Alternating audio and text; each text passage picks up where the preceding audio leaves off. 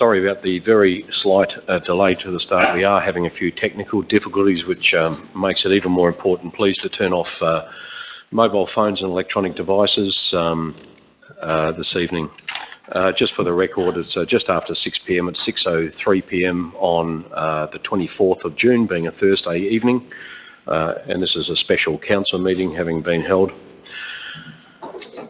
The declaration will be, as always, we acknowledge the Whadjuk people, the traditional custodians of this land, and also, of course, pay our respects to elders, both past and present. Again, just please make sure you turn off your electronic devices, particularly mobile phones.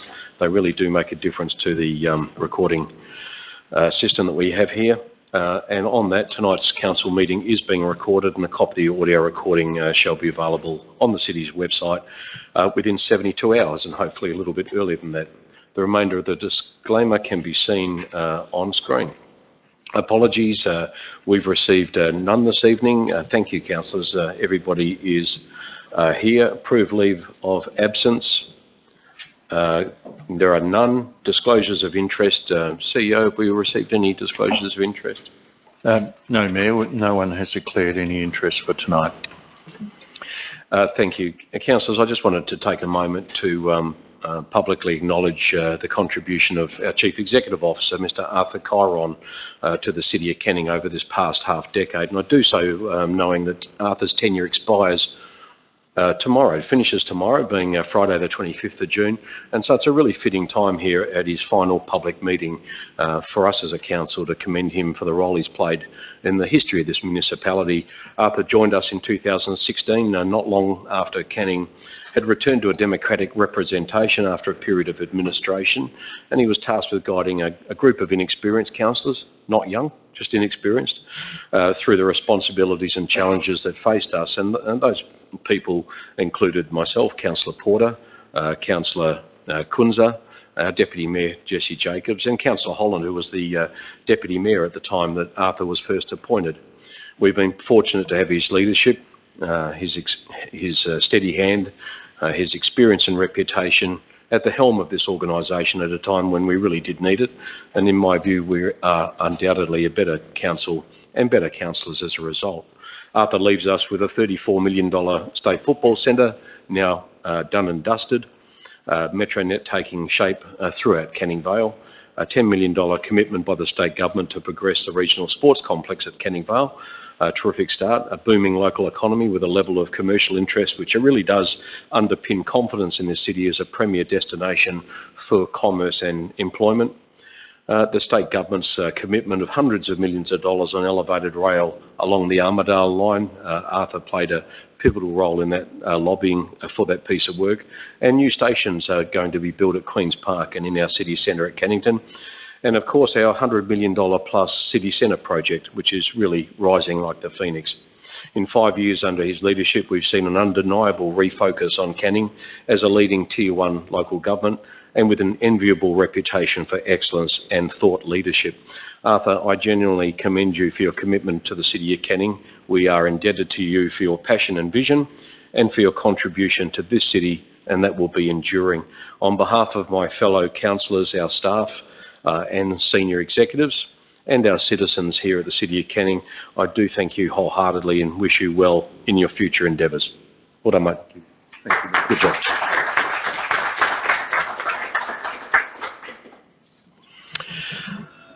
Thank you, Arthur. Thank you, councillors. At item 4, question time for the public. I'm going to open public question time now at 5 minutes past 6 p.m. I'm going to read first. There's a question here from Marnie Aldridge, a written question which I'll read. Marnie's asked 2 further questions that are not relevant for tonight. Questions on tonight's agenda must be relevant to the order of business, which is a special council meeting relating to the budget. The question that she has asked, which is relevant, is Connect Canning has a forecast budget of $8.5 million. What is Connect Canning and why is it so expensive? I'll ask Director Kane to respond. Director Kane. Thank you, Mr Mayor. Connect Canning is the program that has all the city's ICT services. It has business systems, digital experience, GIS, ICT and information management. Thank you, Director. Do I have any other questions from the public? Yes, please step forward. I'll just get you to please state your full name, your address, and to ask your question. Is it That's it, the microphone's on. Hello. okay for me to sit? It is, yeah. Your question must relate to tonight's agenda. Yep. So, thank you very much, Councillor Hall, councillors, staff of City of Canning. So, I had a look at the budget. So, the papers. I need to have your name and your address, please. Yeah, Deepak Sharma, 68 Agincourt Drive, Billiton. Yeah. Thank you. Yeah. Yeah, continue. Okay. Yep. So, I had a look at the budget papers that were circulated. So, I had a couple of questions. Having seen that the budget is forecasted for a deficit and a growing deficit of 3.22 million, and obviously a lot of the impact will be on the ratepayers. So I thought to kind of ask a couple of questions over there. So I see there's an increase of almost $12 million of loan in the statements, and a couple of those were relating to some underground cable work. So I was wondering, why is that something which City of Canning is undertaking and not Synergy for that matter? It's something they should be. And so I'll just ask you, we'll just get that question asked first. Director Kane. Thank you, Mr. Mayor, and thank you, Mr. Sharma, for the question. Some $5 million of the expenditure relates to underground power project. Each project the city initiates is debt funded and recovered by way of service charge back from residents over a period of time. So if you look in the fees and charges part of the report, you would see reference there to 4 underground power projects and a schedule of repayments that electors or residents will pay back over that time period. Yep. So it's not a debt that sits necessary as long-term for the city. yeah, so my question in specific Your was... second question? No, sorry, I don't think that was fully clear to me. I'm sorry, you asked the question and that's the response. So Okay. this is not So- it's not a, I don't want to be rude, I haven't seen you here, but just so you know, this is simply for asking questions and we'll Okay. provide you with a response. If we're not able to provide you with a full response, if you ask a question, because you haven't given us notice of the question, if we're not able to answer it, we may choose to take it on notice and then we'll provide a full written response to you. But the director here is doing his best to answer the question as you're given. It might not be exactly what you thought you might get, but that is his response to your question. Fair So I'll enough. ask you to please ask your second question. Okay.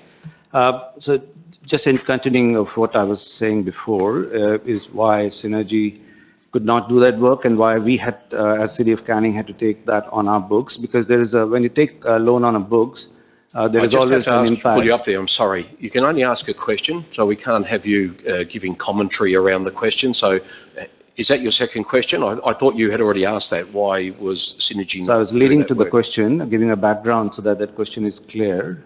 So the second question was that who bears, the delay or the debtors that would accrue in case the payment is not made? Is that Director paid? Kane? Is that by all the ratepayers, you. or yeah? So as I've mentioned, all of those are covered by way of a service charge on each property. Under the Local Government Act, we can apply a charge over a property, so the city is never out of pocket forever. If, for instance, a ratepayer sells their property, they need to, in that time, extinguish all debts owed to the city that have not been yet paid. If a ratepayer defaulted on any debt, we have the opportunity to garnish the property and hold that as a debt against the sale of the asset. So the city does fund these projects up front. That's a requirement for Western Power when they undertake the projects. We debt fund it and we've recovered both the principal and interest payments back from the ratepayer. Yep. So the third question I had relating to that was, I know only a few locations have still been covered underground. So we are going to, I'm assuming, continue with the same approach, take more debt on books to cover the entire City of Canning. Is that going to impact the? I'll just hold you up there. We're not covering the whole of the City of Canning. So the State Underground Power Project is not a local government project, and there's certain criteria as to the selection of different suburbs. So Whilst we have been successful in a number of suburbs, I think St James is the next, and Wilson and Shelley having been proposed and supported, there's a really complicated criteria that means that a number of our suburbs, and I think perhaps where you live in Wilson would be one of them, that really don't rate terribly well, and it makes it incredibly difficult for those, unless certain criteria are met, to actually gain traction and to get underground power. So I just wanted to clarify that as you spoke about rolling out underground power right across the city of Canning. We would love to, but it's not that easy. Okay. So how does it, taking more debt on our books for a service which is not typically belongs to the City of Canning, going to impact A, our for future borrowings for more relevant projects, and B, in terms of the rate per se, which and the rating, credit rating of City of Canning, given that there's more debt on our books, how do you see that as an impact going forward? Thank you for your final question, Mr. Sharma. I'll get Director Kane to respond. Director Kane. Thank you, Mr. Mayor. In considering the draft long-term financial plan we presented to Council on the 10th of May, we factored in all of the likely or known underground power projects. And the debt profile that was evident in that period of time, which had a peak debt of 55 million, or approximately, was well within the capacity of the City of Canning to afford and to fund. So the capacity to do these projects, which are for the benefit of the ratepayers, they improve the public amenity of the public realm, and they give us the opportunity to do things like reducing some of our costs for tree pruning, etc., because we no longer have wires. I think the city will continue to do those over a number of years, and we can fund them. Yeah, thanks for coming along tonight, Mr. Sharma. Appreciate it. Do we have any other questions from the floor? Mr. Aldridge, would you like to step forward, please?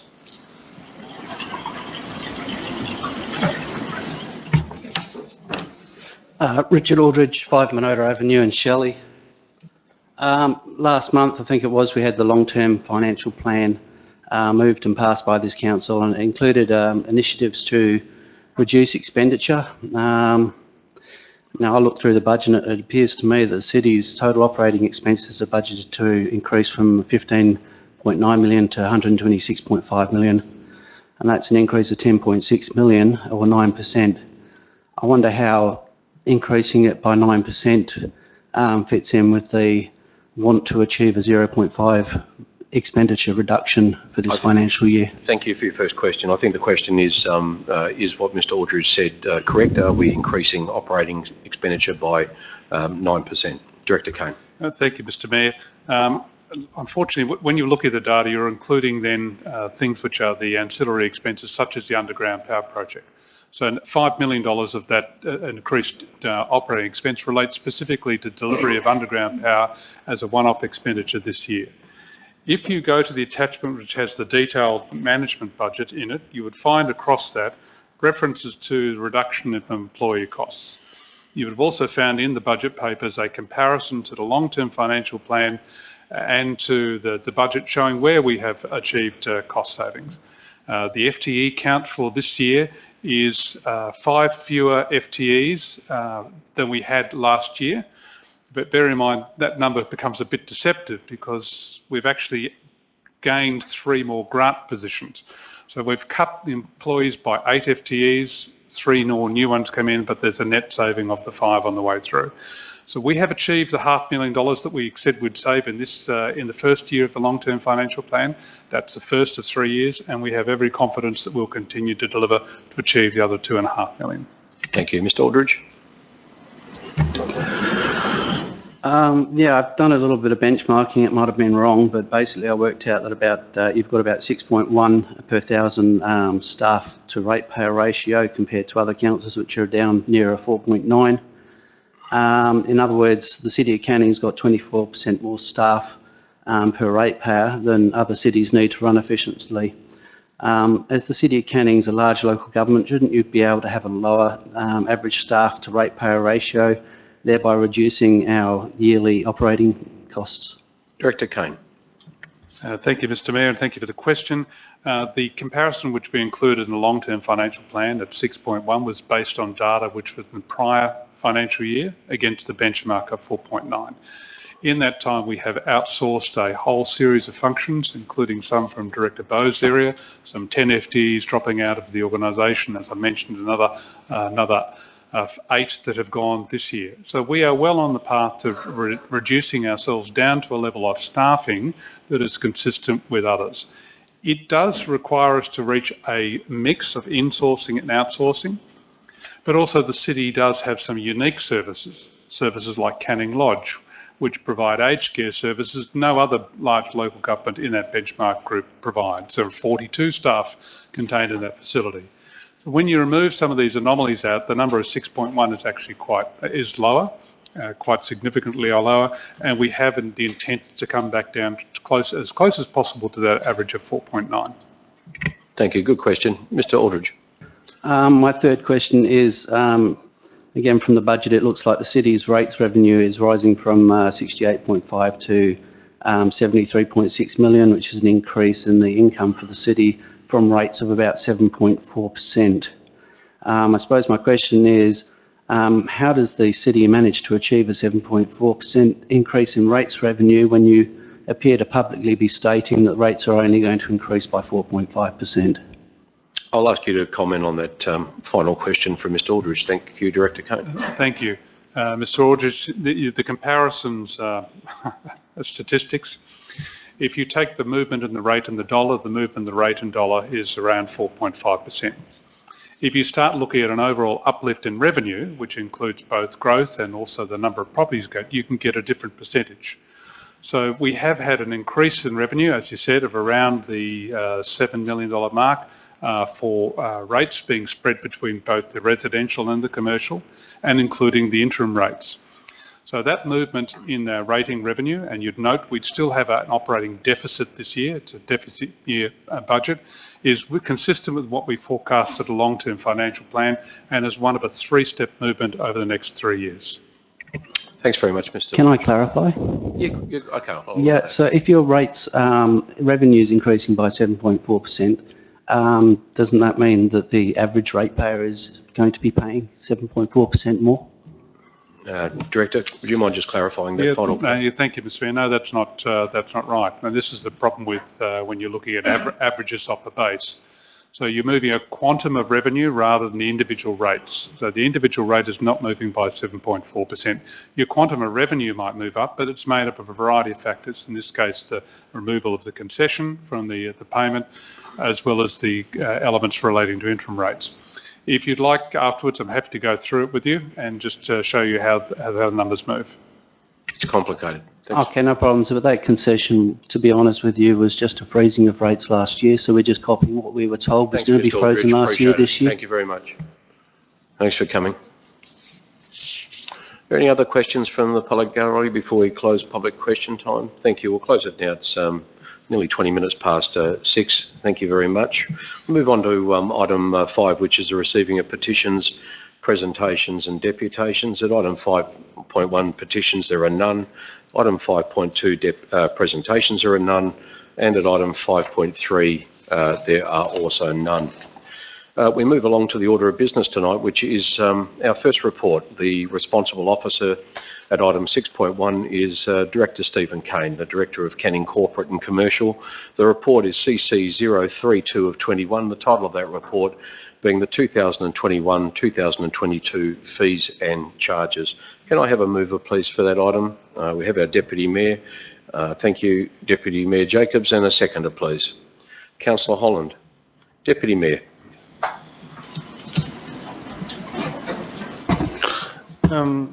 Yes, I support this motion. I think it's necessary. Main things, obviously, is the surveillance, which is about 56. It's going to go to 59. And I think the underground electricity is an important step that we have planned for. So I won't say too much more, Mr. Mayor, but I encourage councillors to vote for this motion. Thank you. Thank you, Deputy Mayor. Councillor Holland. Thank you, Mr. Mayor. Yes, I seconded this motion and I will speak in favour of it. We've gone through a lot of background information and workshops and everything else in the long-term financial plan and so forth. And with the fees and charges, from what I can gather, which has been explained quite in depth, with incorporates the, as you can see, the property surveillance, the underground power, all that sort of thing. I think the fees are reasonable in this climate that we've got at the moment. So if you have a read through this, I don't think it's out of the realms of what should be happening at the moment. And I'll just leave it at that as well, Mr. Mayor. I'll talk more on it when we go into the budget later on. Thank you. Does anyone wish to speak against this item before we put the matter to the vote? Councillor Barry, you wish to speak against it? No, just ask a question. Yeah, of course. Yep, Just go ask ahead. a question, Mr. Mayor, just in relation to the waste charges, and it's I suppose, a perennial question from me. The rubbish rates do still contain a proportion percentage from the SMRC Director loan. Kane. Thank you, Mr. Mayor. I refer you to page 24 of the agenda, which has the waste management levy breakdown. And you'll see there that we've broken down each category and provided a pie chart to show you where the dollars are raised and where they go. There is not a component that relates to payment of any debt for the SMRC. That would be a no. Councillor Barry? I know, because we paid that off. Your microphone, please, Councillor Barry. Yeah, I know that because we paid that off. I thought the last time I asked this question, it was something on the lines, well, yes, but we'll be using that proportion percentage for the contaminated sites. Is that correct or not? Director? Thank you. And again, yes, it's true. There's a portion this year consistent with Council's decision made at the June Ordinary Council meeting that relates to funding the work on the contaminated sites. And you'll see that there's a figure there of some $770,000 that would be raised this year for work on a detailed site investigation. And my colleague Director Bowe can comment on that if specific request about information is required on it. If you go to the budget documents, you'll see that the levy raises $770,000. It goes into the reserve, and at the same time we take the money out of the reserve and we transfer it straight back to the operating budget in order to do that DSI. Councillor Barry? You don't have your microphone on again. That's enough. I'd just like to point out that whatever it was 10 years ago, we were paying $151 a tonne, and now we're paying 110, and still the rates go up. Thank you. Anyone wish to speak against this item before we put it to the vote? Thank you, councillors. Let's put the matter to the vote.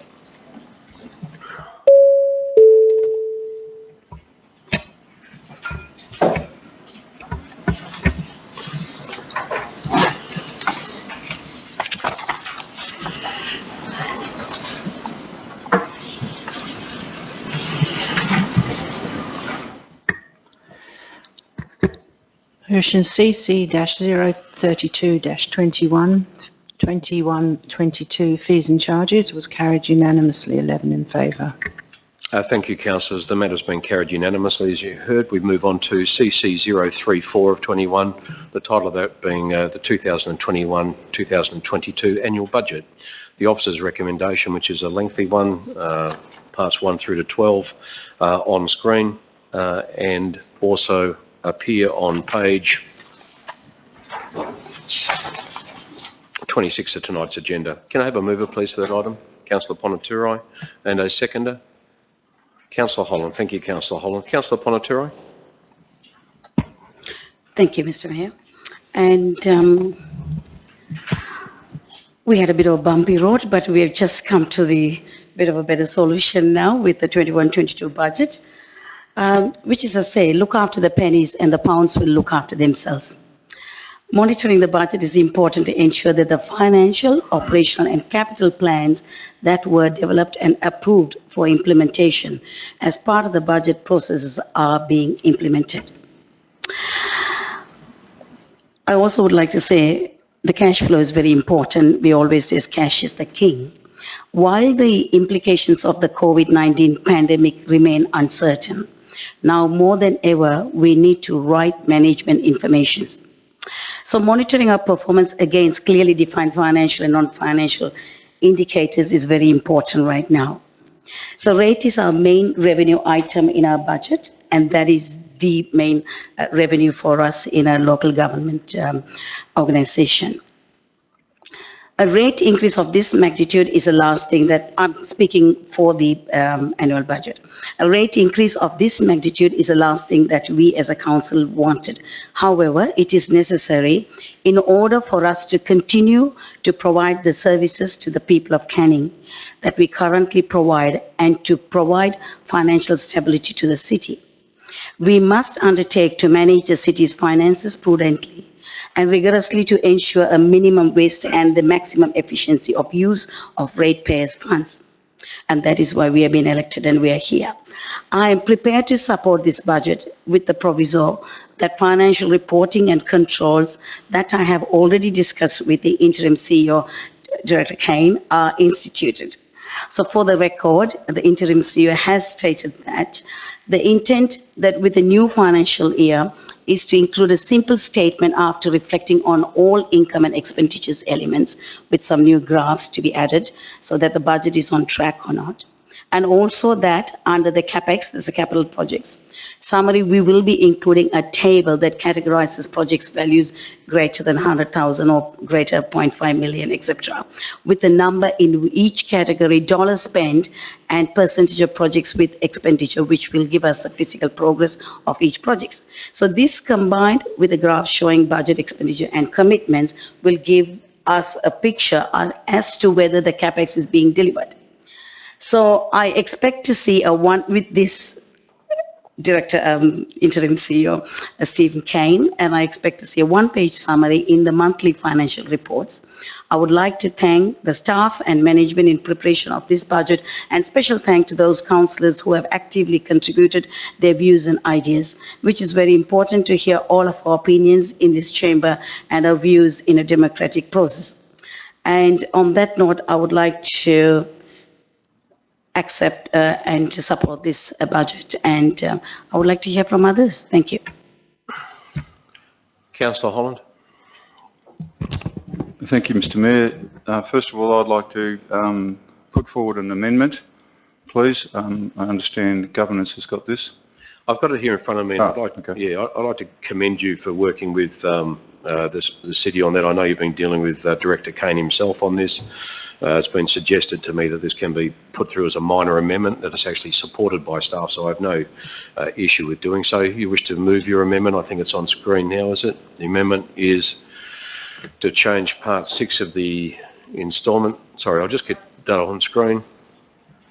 Councillor Holland, what I'll actually do is, first of all, I'll get you to read the amendment that's on screen, and just to agree that that is the amendment.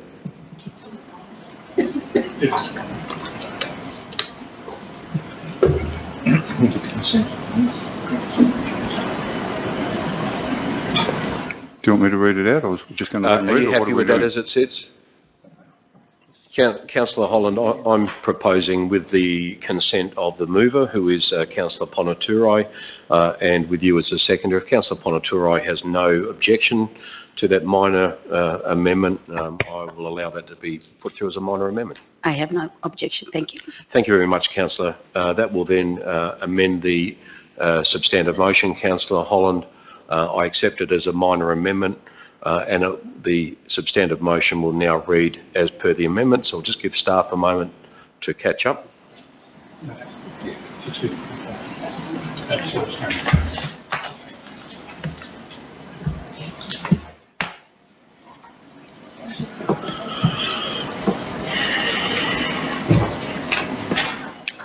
Councillor Holland, just while we're catching up to that, if you'd like to exercise your right to speak to the motion.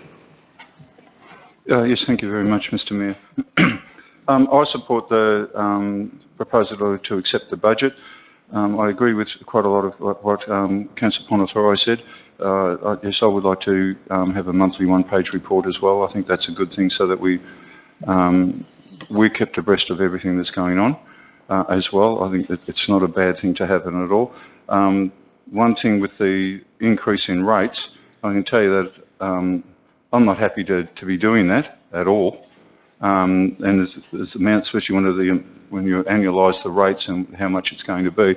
I'm a ratepayer of the City of Canning as well, as we all are, so it's going to hit my bottom pocket just as much as it's going to hit everybody else. But with the situation that we're in now, and looking with regard to having this relate back to the long-term financial plan, it is actually absolutely necessary at this point in time that we do. Now, I can see ahead that for this is a 3-year plan, and one of my favourite sayings sometimes is short-term pain for long-term gain. And I think that's exactly what we're going to experience here. Everyone's going to experience it. And that's why I wanted to make the alteration to clause 6 to try and ease as much as we can. And that's why I made it last year that there was no interest rate penalties on people who couldn't make their payments or who had to go on an instalment process, to try and ease the burden as much as we possibly can. Going through with what Director Kane has given us in-depth and an extremely comprehensive analysis of the long-term financial plan and the budget thing in terminology that made it a lot easier for me to understand. I am not an accountant, which I've told you probably several times, but I hope that the public, the ratepayers of the City of Canning can understand what we're trying to do here. We've achieved a lot in the last 12 months. A lot of it we've been hampered by COVID. No one knew what the ramifications of COVID were going to be. No one knew how long COVID was going to last. We reacted quite quickly, I think. We tried to help out as much people as want. We had the hardship clause that we brought in. Now what we've got to do is and if you remember, we were not allowed to put rates up at all. That was out of our control, which actually I did agree with anyway.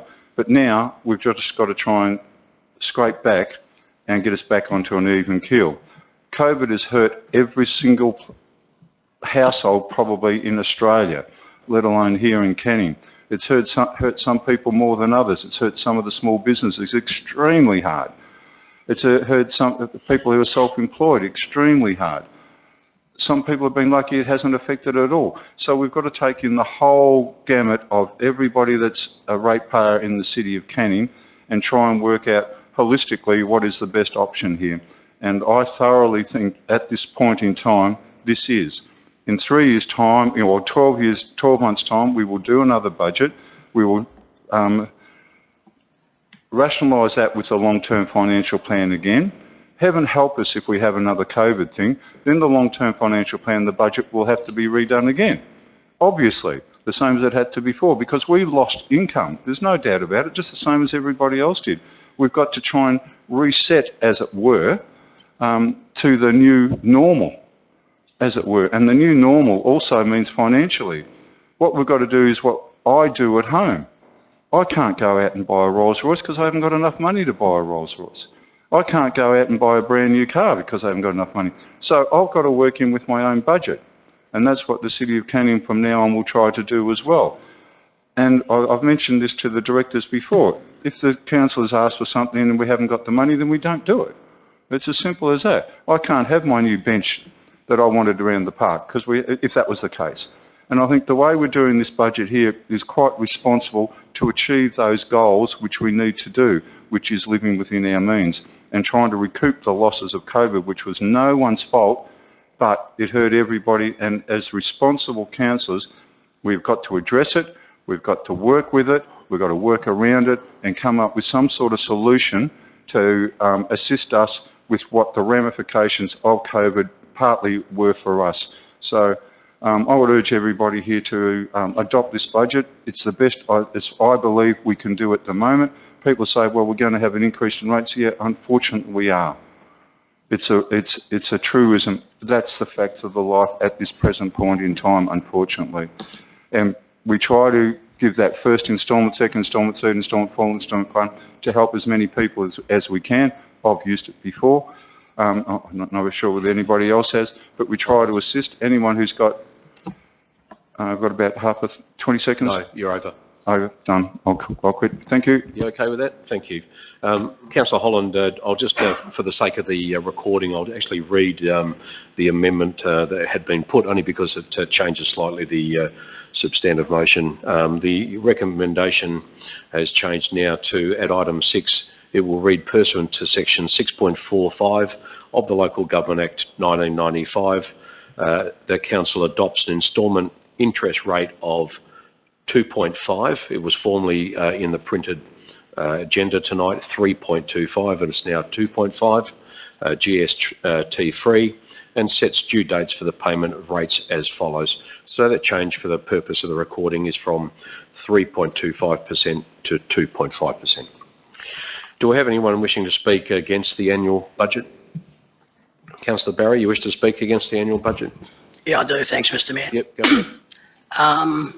First and foremost, I agree with all of what Councillor Holmes said. I appreciate that we need an annual budget, but this one in its present form, I just can't support it. And my reasoning is and what I will say, these are the words and statements made by others in special council meetings, workshops, etc., others' agendas and some of the surveys that we've had done. And therefore, I believe it's completely irrelevant to the formulation of the 21-22 budget. I think it's important for me to reflect upon those words and statements as to continue any future ongoing improvements. And in saying that, I don't think what I say, some might say, is an irresponsible position.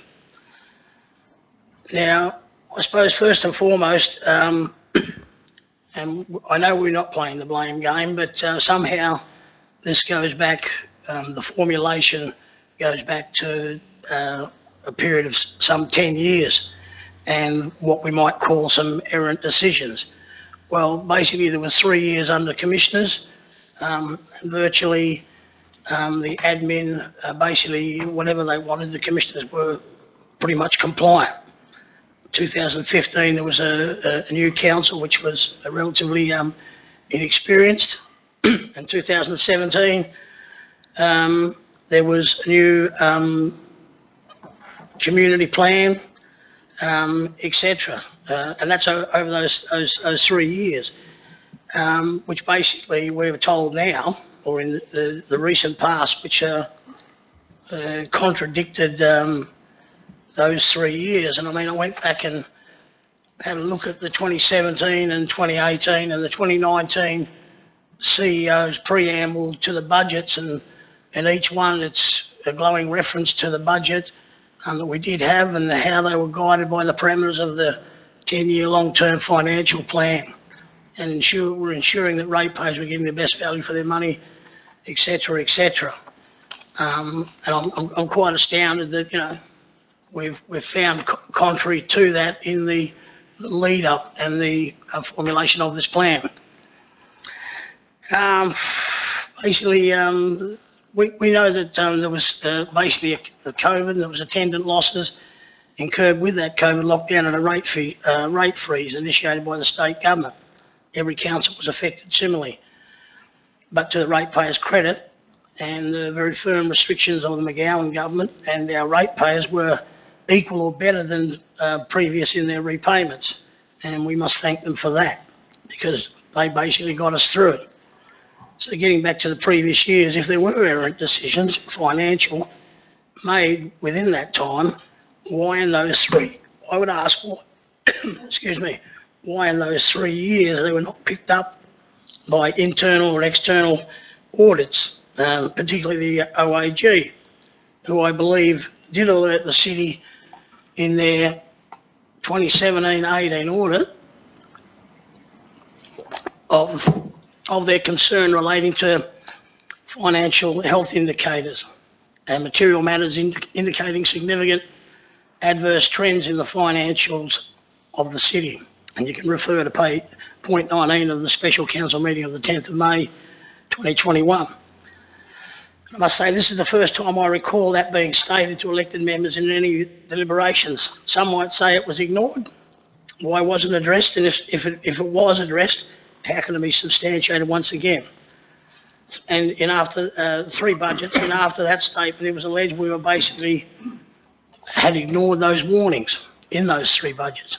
Elected members accepted professional recommendations of those budgets, entrusted in good faith, and resolved to pass them. Although I did personally vote against the 1920 budget. It seems that after our two senior corporate and commercial individuals left earlier this year, there there was the employment of the acting director and incoming acting CEO, Mr. Kane, who shed his eyes upon it. And that purportedly shed light on the alleged past errants and policy indiscretions or lack of good judgment. This is why I just hold you up there, Councillor Barry. I think about talking about past indiscretions and lack of judgment. It's very subjective. I find that you're actually speaking detrimentally and adversely of former staff. I don't think it's necessary. You seem intent on peeling back this orange and having your say contrary to all the things we've discussed behind the scenes about no need to lay blame, but you seem abjectly hell-bent on laying blame tonight. You've done nothing but do that for 5 minutes now, so I'm asking you to desist from speaking adversely against the city's administration. You're over 5 minutes. If you want to finish, please finish, but get on with it, please. Okay, well, if I do go over, Mr. Mayor, I will ask for more time, but I would point out that, like I said before, these allegations are not mine. You can find them in the May 4th special council meeting agenda. Just on that, since you actually retort what I said to you, you started this address by actually speaking about the administrators that have been put in place and made the throwaway line that they basically did what they'd been told by the administration. I find that sort of commentary outrageous by you. So I would ask you again to stop arguing with me and please desist from continuing to criticise past and present members of this administration. It's uncalled for and it's unseemly of a councillor to do so. So please move on. Okay. That was, as I was saying, that was relayed by the way of the May 10th. I don't need you to keep coming back to me with a final word. I've made a ruling. I'm reading my further. I mean, I'm not having a shot at anybody. Well, you've had a shot at plenty of people so far, so please move on. And further emphasised at the May 20th budget workshop, where after a number of disclosures relating to some fiduciary placements to the areas that were proportionately outside the remit of certain people and reserves alike. This was exacerbated by one councillor who I believe has a Bachelor of Commerce degree, that she made the remark that the revelations had almost brought her to tears over what she heard. And Councillor, you're well over time at the moment. I'm going to ask you to talk. Can I ask for an extension of 5 minutes? minutes? You need to actually put a motion to council to ask for an extension of time. Yes, I do. Is that what you're doing? Yes. Well, then you'll need a seconder for that. Yes. But I'm not sure you'll get one. Well, we'll see. Of course we will get a seconder for that because we want to keep hearing from you. Go ahead. I'll extend your time. I'll put it to the vote. Can we put it to the vote, please, that we extend Councillor Barry's time?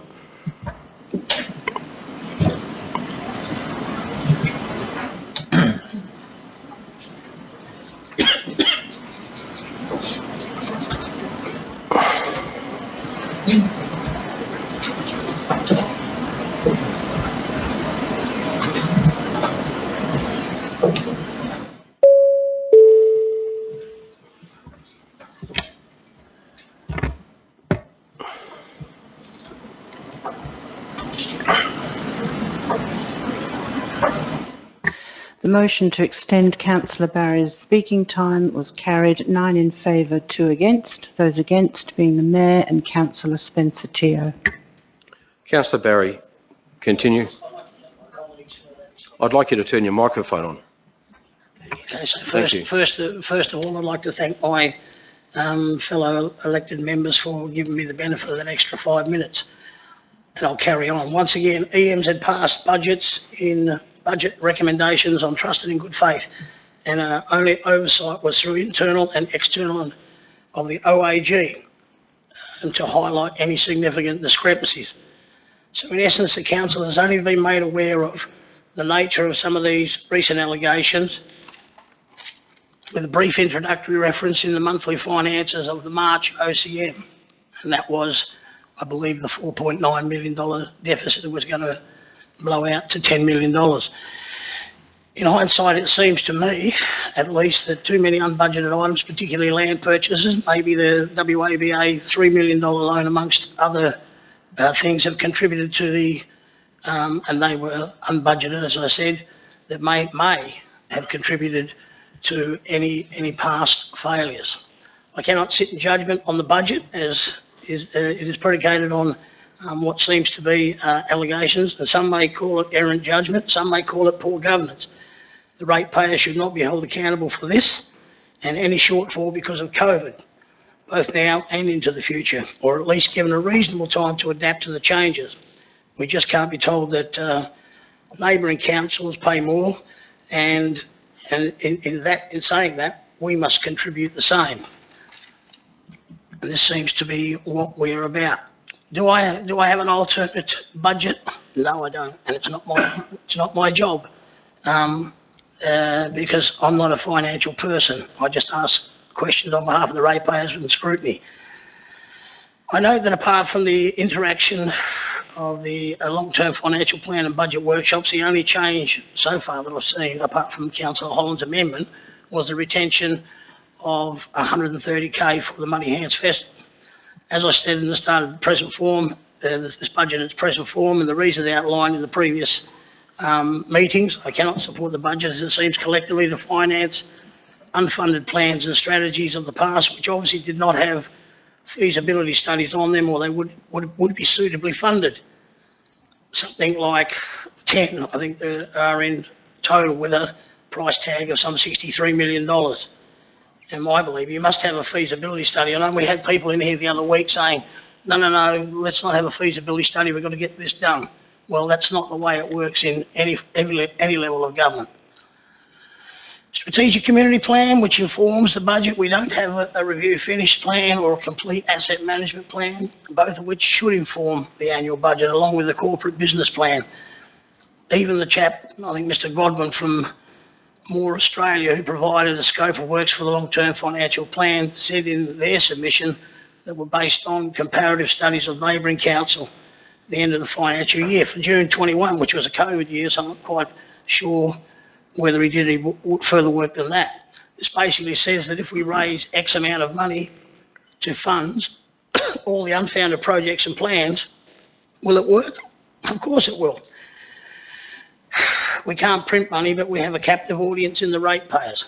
More Australia also says that other major local governments can, and I think this was carried over by one of the questions from the public, other major governments can achieve 4.9 employees per 1,000 residents, and Canning is at 6.1. And he said, and the council agreed, it is a reasonable area to target cost savings.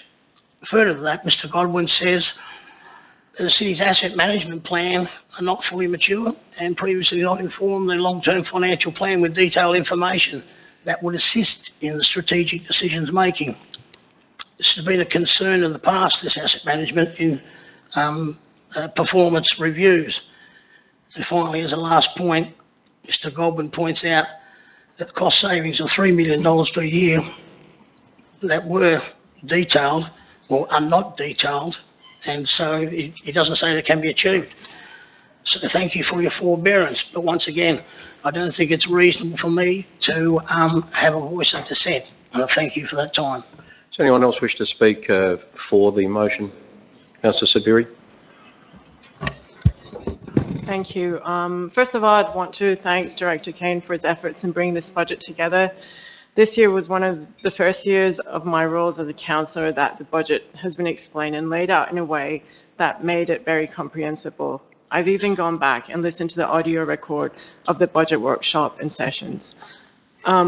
They're a part of the budget that I believe are very important and forward-looking, improving the social determinants that will impact on human health outcomes and the environment for better human health and environmental outcomes. I especially wish to recognize these elements in the budget. The Urban Forest Reserve Fund, with the purpose of establishing an account to hold annual allocation from municipal fund, along with any grant of other co-funding contributions the city receives to assist in delivery of our City of Canning Urban Forest Strategic Plan. And the Capital Works Program. The budget has an extensive program of works that will contribute to delivery of the city's strategies and asset management plans. These include delivering over $27 million in projects and capital works to improve our neighborhoods, renew and upgrade our city's facilities and infrastructure, Part of this program comprises playground renewals, a safe, active street, and part 2 of the shared path network, making it even better to walk, jog, and ride in our city of Canning. I believe we have charted a course for the next 3 years to guide our journey from where we are to where we want to be, how we will work to get there, and how we will benefit all the residents of our city. Thank you. Thank you, Councillor. Do anyone to speak against the motion? Councillor Sweeney.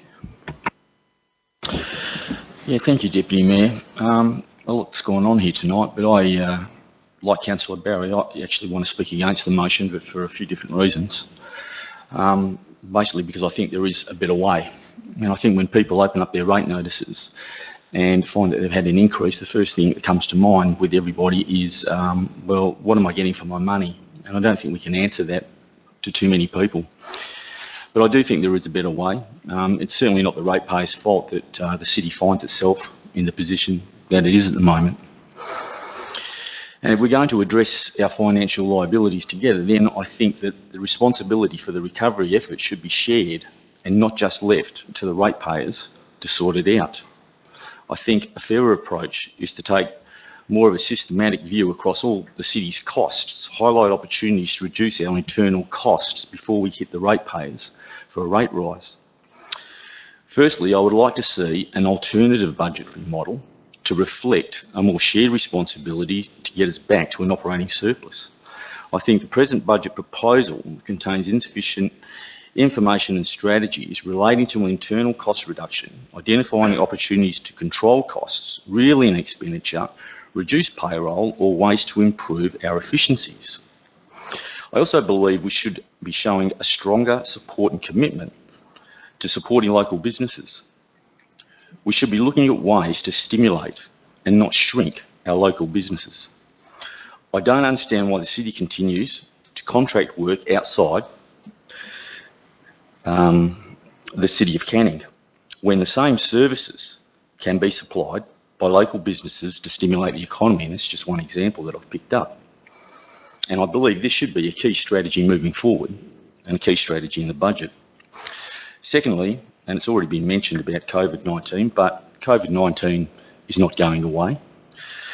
The pandemic is unlike any other crisis that we know of in living memory. The proposed budget contains insufficient information to the pandemic in terms of a contingency plan or response arrangements for, business continuity. What is the city's plan of attack for the next lockdown? I do think that the budget needs to reflect quite clearly and define the financial and non-financial risks and mitigation strategies to face the challenges ahead in dealing with this pandemic. Thirdly, I think we also need to know what the internal control measures and changes to our governance procedures have been introduced to ensure that the mistakes of the past are not repeated. This is important because one of the budget strategies is recommending the creation of additional reserve funds. And as we know, the existing reserve funds was an area of risk for the city and certainly does require a greater level of scrutiny and governance. I don't understand why the monitoring and the sampling processes of our governance didn't pick up these irregular accounting practices in the past. So I feel there is a need for some further explanation and clarification in terms of our important governance oversight with some of these things, especially because I think it will restore confidence and ensure our practices align to best practice. Fourthly, the Council is looking at delivering $25 million in capital works to improve communities.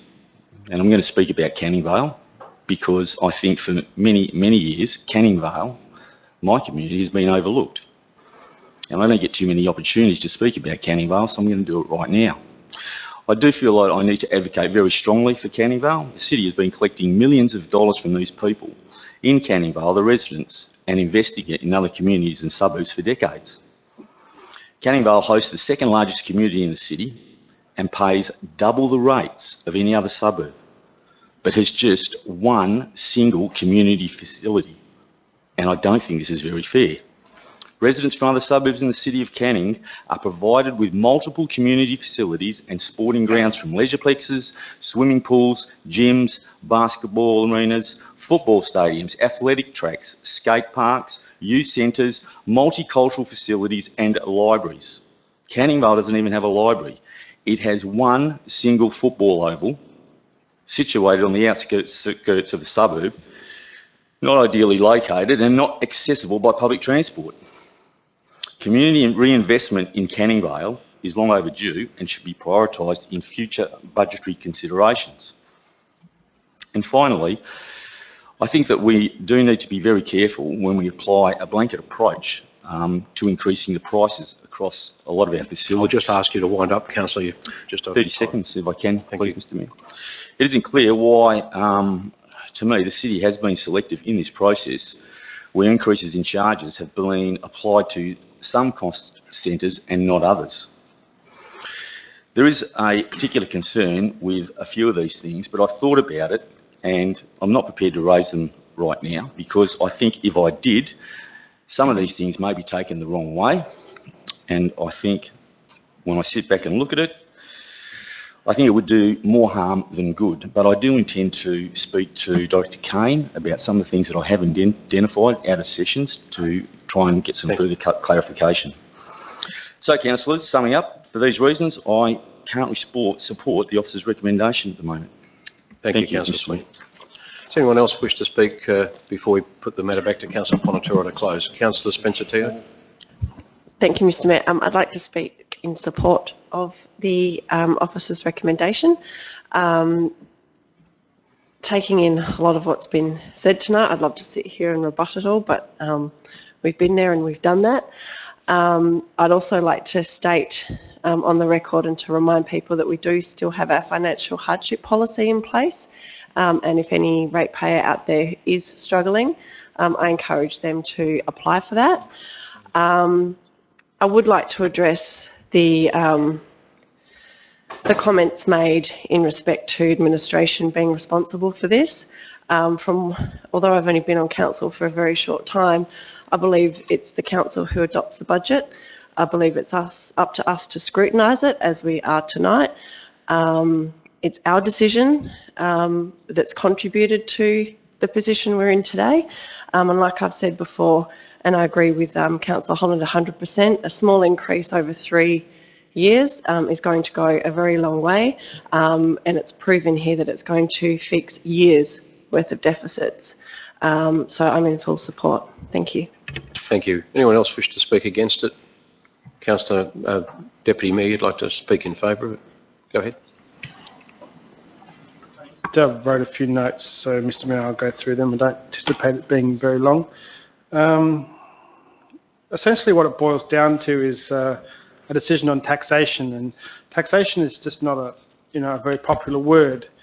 It is a difficult decision because we're asking our ratepayers to essentially pay more for what they think they're getting the same thing.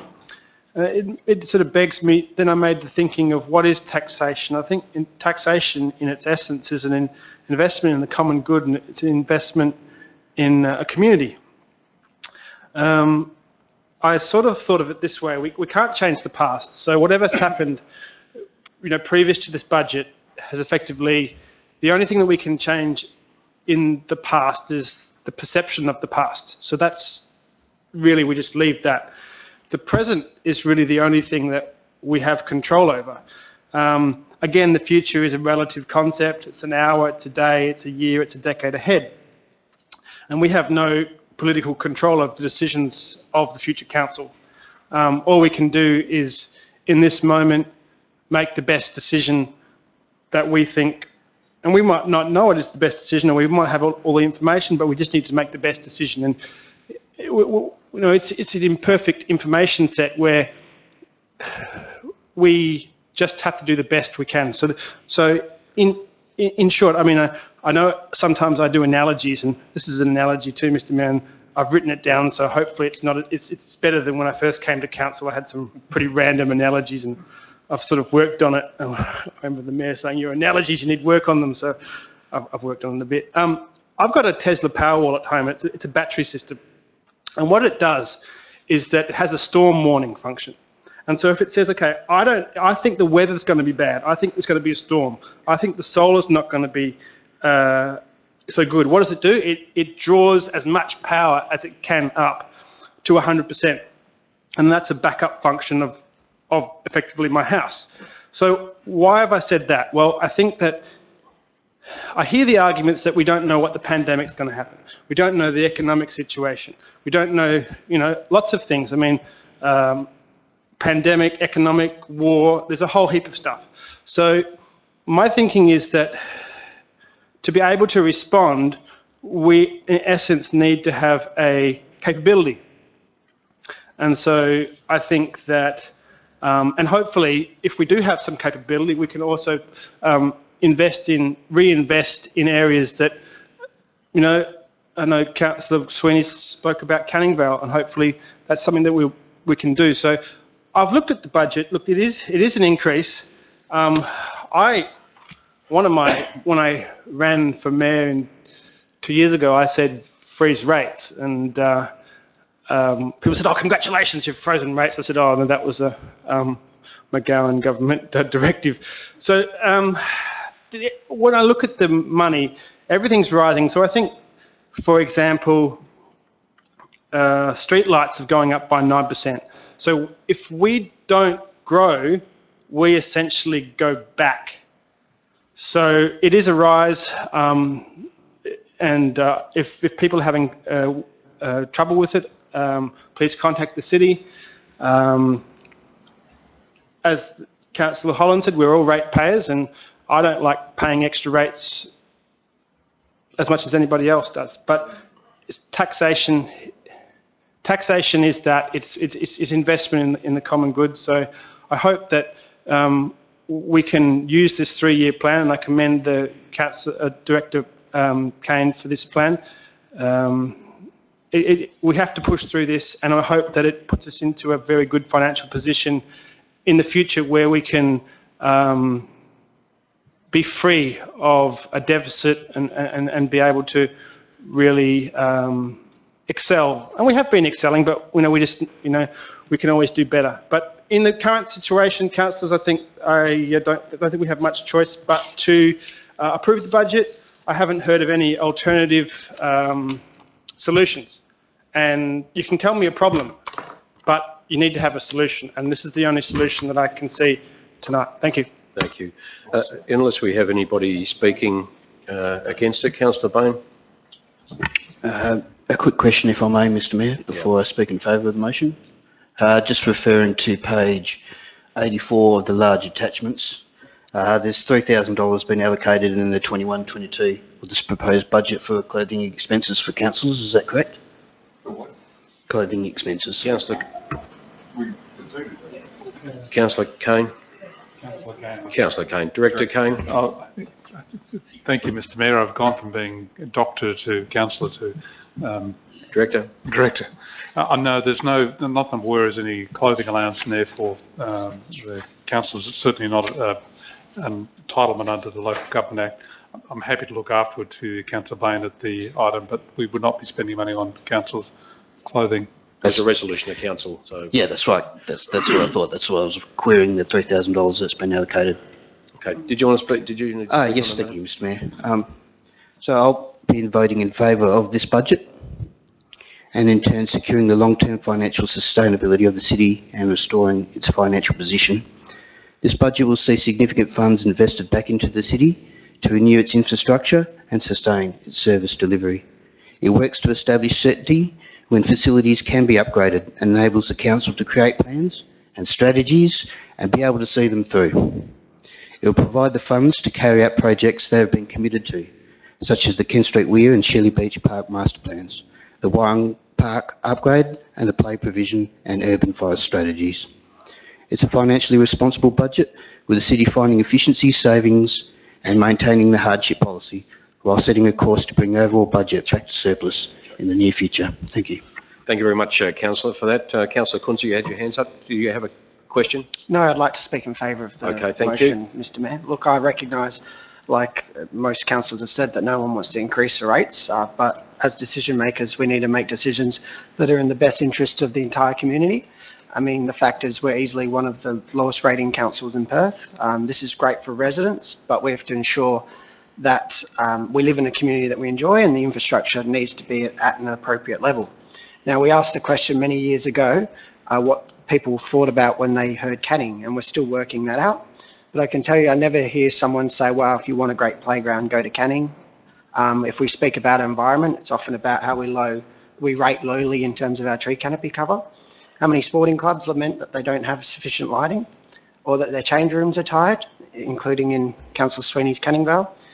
It's time we invest into these areas appropriately. Now, we need the revenue to be at a sustainable level to appropriately invest in our infrastructure.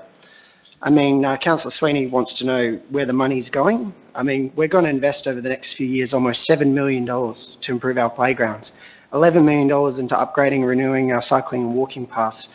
Over $12 million has been invested into creating a better urban forest to provide a better environment. We're finally developing Kent Street Weir and Shelley Beach Park into areas that make people talk. Now, there's been some comment tonight, and I guess we might not be in the best financial situation, but I don't believe it's a result of bad investments. We didn't lose money in the GFC through CDOs or anything like that. There may have been some questionable decisions.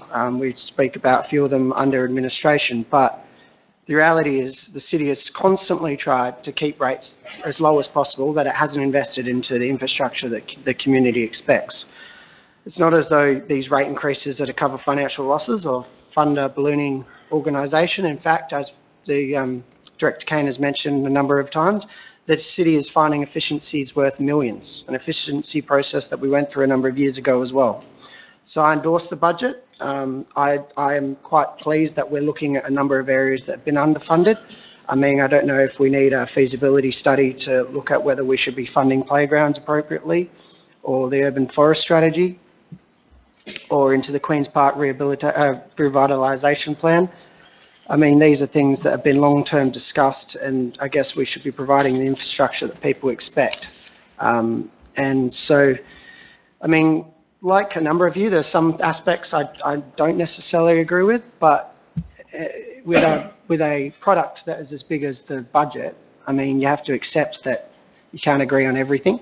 But I endorse the budget as a collective item, and hope that the council does too. Thank you. Thank you, Councillor Kunze. Councillor Ponaturi, then I might ask you to close. Just in relation to that, obviously, it's just to rebut the arguments put, if you feel you need to, by Councillor Sweeney and Councillor Barry, being the only two councillors to speak against it. So if I could get you just to restrict your conversation just to rebuttal, please. Thank you. Thank you for the guidance, Mr. Mayor. I shall do that. Firstly, I would like to, I've listened to Councillor Barry with all the respect and his experience, and sometimes we need to draw a line on the sand and move on. So that is why we have worked with Director Kane and agreed on summary reports that we will take the responsibilities from now onwards.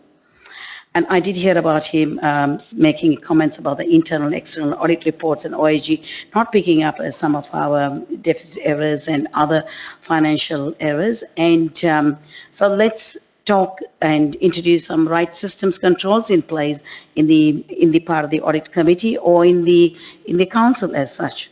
And also comment for his commitment. He is committed to the people of Canning, and which is really good to see. And it's a democratic country. Yes, you have the right to speak, and you wanted to say this chamber is open to the democratic process.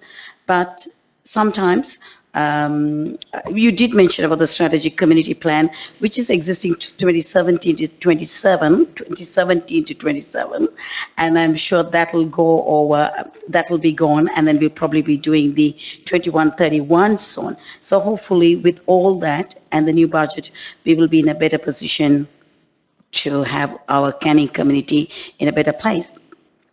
And Councillor Barry mentioned about the asset management strategy plans.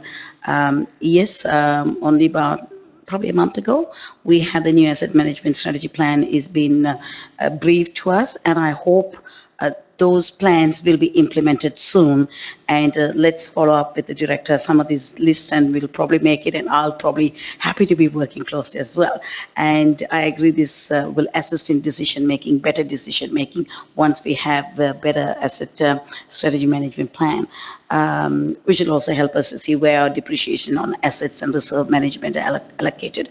Hope, Councillor Berry, that'll be a better answer for you next time. And thanks for others who have positively commented, and especially Councillor Holland also bringing the interest rates down. Thank you so much. I did hear Councillor Sweeney. Yes, I can feel, and I'm happy to see that you're feeling for the people of Canning Vale, and it's nice to see you have the courage to speak up for the people of Canning Vale. And a couple of points you spoke about when somebody receives a rates notice, and obviously even myself, I'm a ratepayer, I'm not going to be happy, but the rate, the way it's a breakdown is given to us. I think I asked this particular question some time ago at the workshop.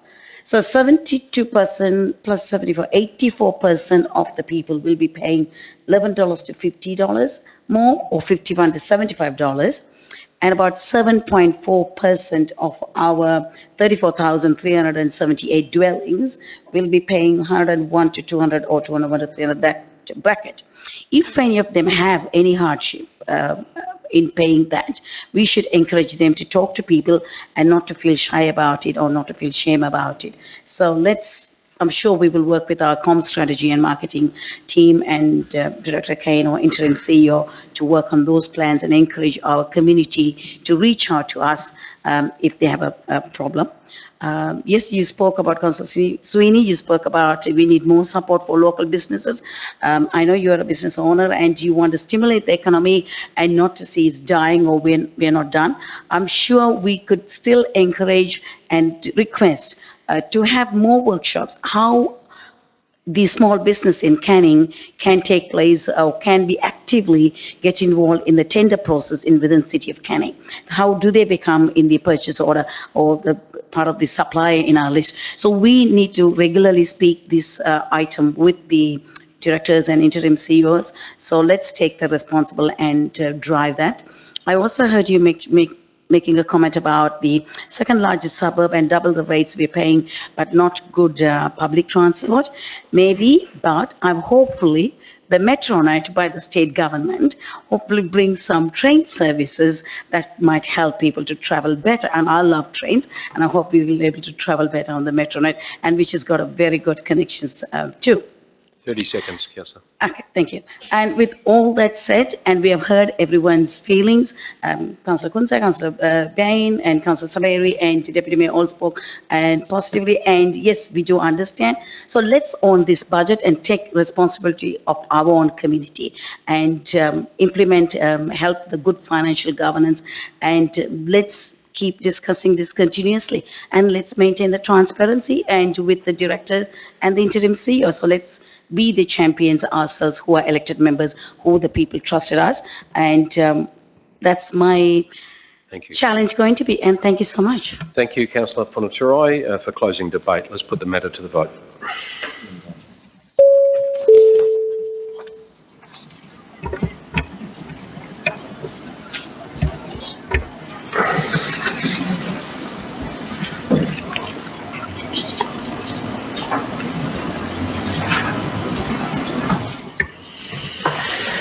Item CC 034-21, being the 2021-2022 annual budget, is carried 9 in favour, 2 against.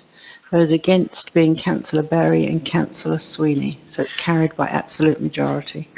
Thank you. The matter has been carried by absolute majority as was required. We move on to the late item, which is CC 035 of 21, that being 2021 and 2022 rate charges. Councillors, as you know now, this should have been pegged onto the last item. It has been put in as a late item. We will simply ask for a mover and a seconder. And can I get a thank you, Deputy Mayor. Seconder? I'll second it from the chair then. Deputy Mayor, please go ahead. I don't have anything to add, except that it's really attached to the last item that we passed is the budget, and this is a differential rating. So that's all, Mr Mayor, I'd like to say. Thank you. Thank you, Deputy Mayor. I also speak in favour of the recommendation. I have nothing further to add. Anyone wish to speak against the matter before we put it to the vote? Let's put the matter to the vote then, councillors.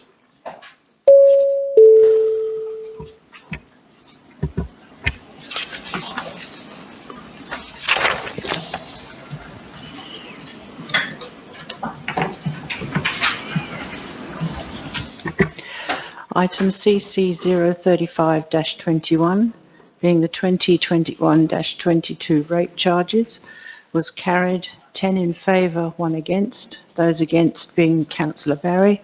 Therefore, it's carried by absolute majority. Thank you. At item 7, thank you, councillors. Item 7, confidential matters, there are none. At item 8, closure, there being no further business, I declare the meeting closed now at 7:17 p.m. And thank you and staff also for their work on our budget and also for coming along tonight to witness its the council resolving to endorse it and pass it. Job done. Thanks, everyone. Good night.